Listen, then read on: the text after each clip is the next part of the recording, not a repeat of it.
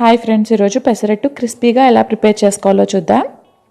మీరు నా వీడియో కనుక ఫస్ట్ టైం చూస్తున్నట్లయితే ప్లీజ్ సబ్స్క్రైబ్ చేయండి, అలాగే బెల్ ఐకాన్ కూడా ప్రెస్ చేయండి. క్రిస్పీ పెసరట్టు ప్రొసీజర్ చూసేద్దాం. Ingredients list. కావాల్సిన పదార్థాలు: పెసలు 1 కప్ తీసుకున్నాను, కొద్దిగా రైస్ తీసుకోవాలి, ఉప్పు, అలాగే నెయ్యి, జీలకర్ర, ఉల్లిపాయ 1 తీసుకుని చిన్న ముక్కలుగా కట్ చేసుకోవాలి, అల్లం చిన్న ముక్క, పచ్చిమిర్చి విడిగా తీసుకోవాలి, అలాగే చిన్నగా కట్ చేసుకున్న పచ్చిమిర్చి, చిన్నగా కట్ చేసుకున్న అల్లం కూడా తీసుకోవాలి. ఇప్పుడు ఫస్ట్ పెసల్ని అలానే బియ్యాన్ని కూడా 4 అవర్స్ నానబెట్టి ఉంచుకోవాలి. వాటర్లో శుభ్రంగా వాష్ చేసుకుని నానబెట్టుకోవాలి వీటిని. ఫస్ట్ పచ్చిమిర్చి, అల్లం, అలాగే బియ్యం, పెసలు కొద్దిగా వేసుకుని గ్రైండ్ చేసేసుకోవాలి ఫస్ట్ దీన్ని. తర్వాత మిగిలిన పెసలు వేసి గ్రైండ్ చేసుకోవచ్చు, లేదంటే పచ్చిమిర్చి, అల్లం నలగవు, అందుకే ఇలా ఫస్ట్ గ్రైండ్ చేసేసుకుని తర్వాత మిగిలిన పెసలు వేసుకుని వాటర్ వేసుకుని గ్రైండ్ చేసుకోవాలి. ఇలా బియ్యం వేయడం వల్ల మనకి పెసరట్లు చాలా క్రిస్పీగా వస్తాయి.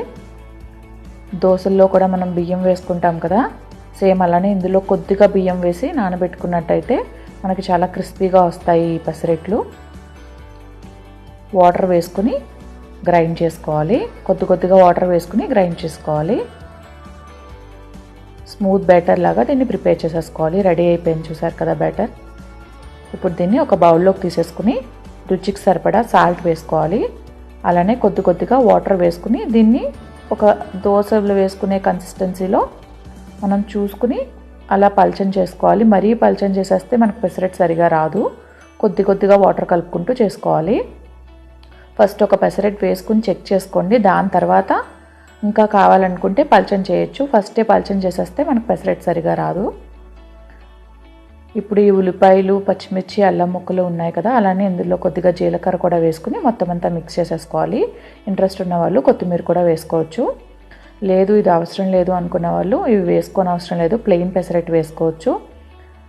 ఉప్మా కాంబినేషన్తో కూడా తింటాం కదా పెసరట్టు, సో ప్లెయిన్ వేసుకున్నా బాగుంటుంది దానికి. ఇలా ఉల్లిపాయ ముక్క తీసుకుని ప్యాన్ని శుభ్రంగా రబ్ చేసుకోవాలి, అప్పుడు మనకి పెసరట్టు అంటుకోకుండా వస్తుంది. ఇది మంచిగా వేడెక్కిన తర్వాత మనం పెసరపిండి వేసుకోవాలి. దీన్ని మొత్తం అంతా కూడా దోసకి ఎలా అయితే స్ప్రెడ్ చేసుకుంటామో అలా స్ప్రెడ్ చేసేసుకోవాలి. చూసారు కదా, చాలా బాగా వస్తుంది, అంటే మనకి ఇది చాలా క్రిస్పీగా ఉంటుంది. ఇలా స్ప్రెడ్ చేసిన తర్వాత ఉల్లిపాయ ముక్కలు వేసేసుకోవాలి. దీని మీద నెయ్యి కానీ ఆయిల్ కానీ రెండిట్లో ఏదైనా వేసుకోవచ్చు, కానీ నెయ్యి చాలా రుచిగా ఉంటుంది. నెయ్యితో ట్రై చేసి చూడండి, పెసరట్లు చాలా బాగుంటాయి. జస్ట్ ఒక్కసారి హై ఫ్లేమ్లో పెడితే మనకి పెసరట్టు ఈజీగా వచ్చేస్తుంది. ఎడ్జెస్ కూడా మరీ ఎక్కువసేపు ఉంచకూడదు, మాడిపోతుంది. ఎడ్జెస్ అంతా వచ్చేస్తుంది. 1 సైడే కాలుస్తున్నాను, ఎందుకంటే చాలా పల్చగా వచ్చింది పెసరట్టు అన్నది. మీకు లావుగా వస్తే కనుక సెకండ్ సైడ్ కూడా దీన్ని కాల్చుకోండి.